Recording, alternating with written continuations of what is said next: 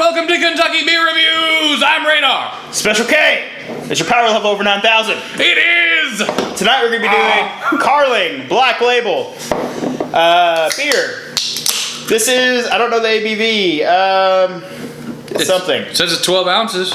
There's some information on it. I will put it in the description below. We bought this at Jungle Gyms. One more of the things we got at Jungle Gyms. Oh, it's not pouring ahead at all. You gotta figure it. We got this at Jungle Gyms. It was $6 for a 12-pack, which is super cheap for beer. And this is okay. So depending on how you pour this, it'll pour just two entirely different ways.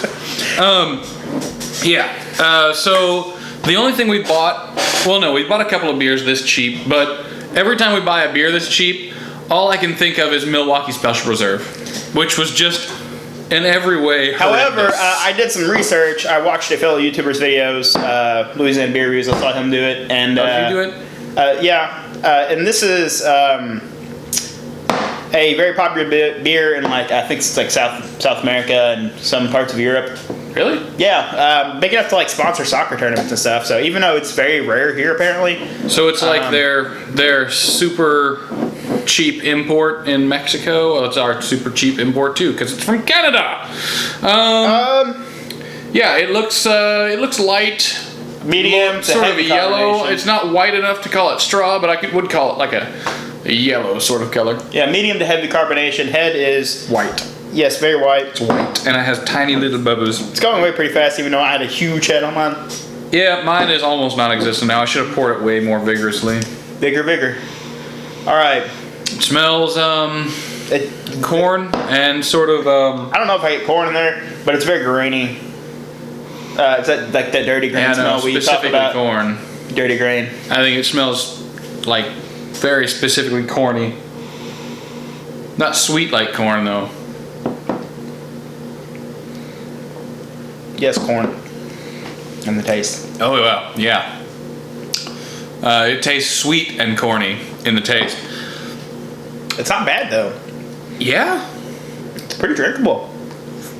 I think we should have got more of this for $6. There's nothing, even though it's kind of got that dirty green smell, I don't get it in the flavor there. Oh, it's super easy drinking. It is very easy to drink, watery. But it's got a corny, almost like a corn grits kind of finish, almost like there's like a smoothness to it a little bit. Yeah.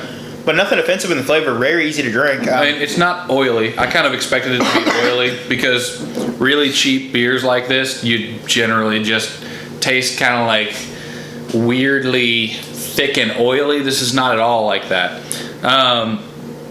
This amazes me in every way. Congratulations. This reminds me of Hams a little bit. Congratulations, Carling, Canada. This reminds me of... You've done well. It really does. This reminds me of Hams a little bit. It does. I like this better than Hams.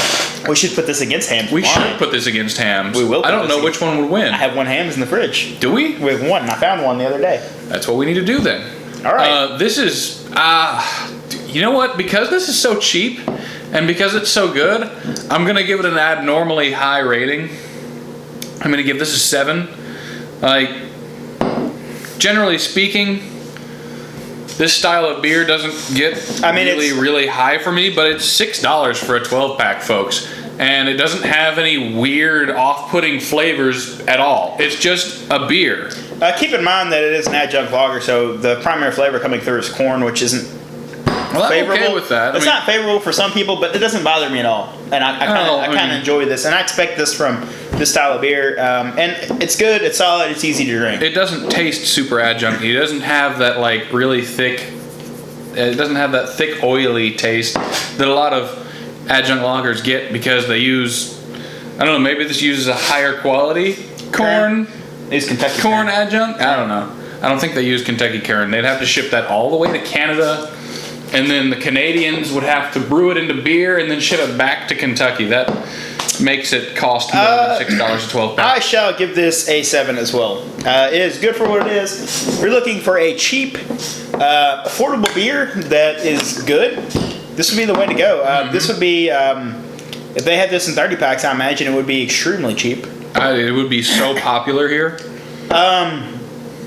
Yeah, it's great. Unfortunately, I don't think they distribute this here because I've never seen this before. Apparently, it's extremely hard to find. So I'm gonna look for this specifically now. If you find it, go and buy it. I'm pretty sure Special K agrees. We both suggest you. I would suggest buying the entire 12 pack. We don't say that very often. I would buy an entire 12 pack because this is a beer that would be, if you don't have a lot of money and you're going to a party, this would be a very good choice. This and Hams would be one of my first choices for cheap party beers. And Genesee Cream Ale would be up there too. But just because they're inexpensive, you're talking for 30 beers. I imagine this would be, if it was in 30 packs. I definitely prefer this over Genesee Cream. Well, absolutely, me too. But as far as party beers go, that would be party beer. My party beer line, because those are all under $15 for 30 packs. That's just amazing. I have nothing else to say about this. Do you have anything else to say about this? All right. I'll destroy you. That's our episode. If there's something you would like to see on our channel, you can leave a comment down below. Don't forget to hit that like button. I'm Special K. I'm Radar. Thanks for watching.